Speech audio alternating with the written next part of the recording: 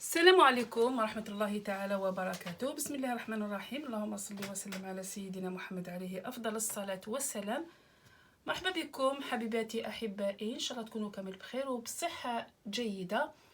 اليوم إن شاء الله راح نقدم لكم وصفة اللي كما شفتوا العنوان خاصة بالكحة أو السعال. طبعا حنايا يعني في فصل الشتاء، وفصل الشتاء تكثر فيه بزاف هذه المشاكل تاع الكحة.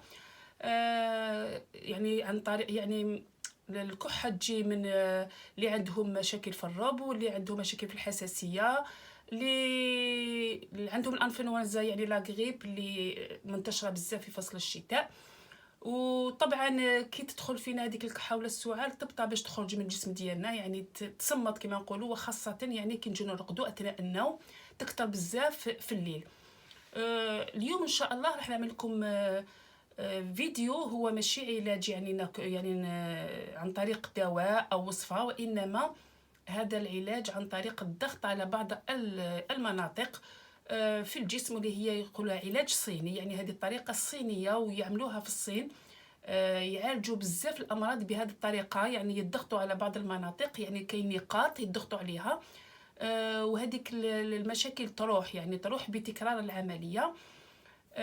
ان شاء الله راح نعمل لكم سلسله كبيره من هذا النوع من العلاج الصيني كما قلت لكم. اليوم راح نبدا باول فيديو اللي هو كيفاش نتخلصوا من الكحه او السعال.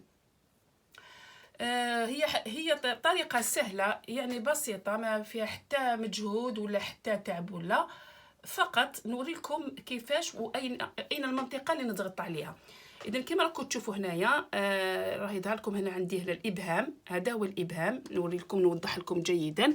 اذا هاوليكم راه الابهام. الان المنطقه اللي راح نضغط فيها راكم تشوفوا هنايا اليد، هذه الساعه، هذه الساعد هذايا، الخط هذا اللي راكم تلاحظوا فيه، هذا الخط هذايا هنا اللي راح تكون الدلك، يعني هنا راح ندلكوا هذه المنطقه من هذه البدايه تاع الساعد هذه الساعه هذه حتى المنتصف هنايا، يعني ما نكملش الفوق هنايا، نتوقف هنا. هاي اللي راهي المسافه، هذه هي المسافه اللي راح نقوم بالضغط عليها. الاعصاب، نهايه الاعصاب تاع القفص الصدري، يعني الرئتين والقصبة الهوائية وكل شيء، يعني الأعصاب تتركز هنا في نهاية هذه المنطقة هذه. كي تكون ضغوطات عليها طبعا الكحة هذيك راح تروح بهذه الطريقة تاع الضغط. إذا نشوفوا هنا كيفاش ندير، نبدا الدلك هكذا، يعني نطلع حتى الفوقه وما نعاودش نرجع، نطلع يعني نصعد فقط هكذا بهذه الطريقة اللي راكم تشوفوا نعمل بها أنايا كما راكم تشوفوا. شوفوا شاني ندير الآن. المدة تاعها هي يعني من 3 إلى 5 دقائق، يعني من الأحسن أنك تكمليها إلى 5 دقائق، تكوني مرتاحة، تكوني قاعدة في مكان وتحطي الوقت ديالك ساعة وتشوفي يعني وقتاش بديتي وقتاش تكملي.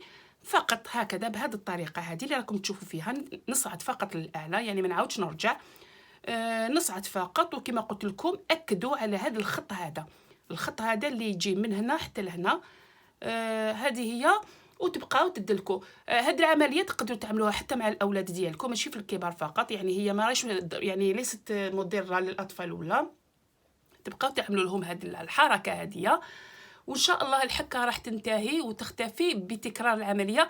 كي نقول بتكرار العمليه معناتها نعملها 4 مرات في اليوم.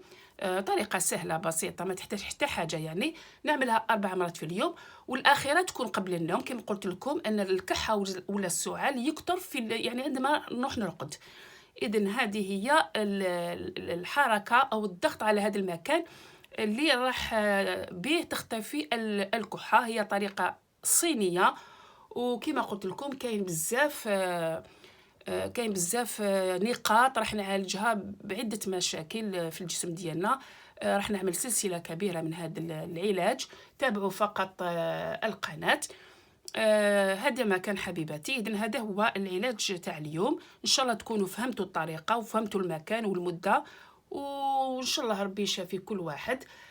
بالنسبه للتحق بالقناه تاعي اول مره، فضلا وليس امرا، طبعا الى عجبتكم القناه دائما نقول لكم تضغطوا على زر الاشتراك سبسكرايب او صابوني، وما تنساوش تفعلوا الجرس، لان اذا ما فعلتوش الجرس ما راح يوصلكم اشعار للقناه ديالكم.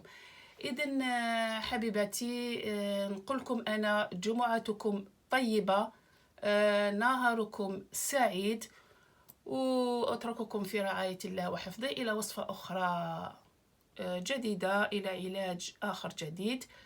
نقول لكم يوم سعيد، والسلام عليكم ورحمه الله تعالى وبركاته.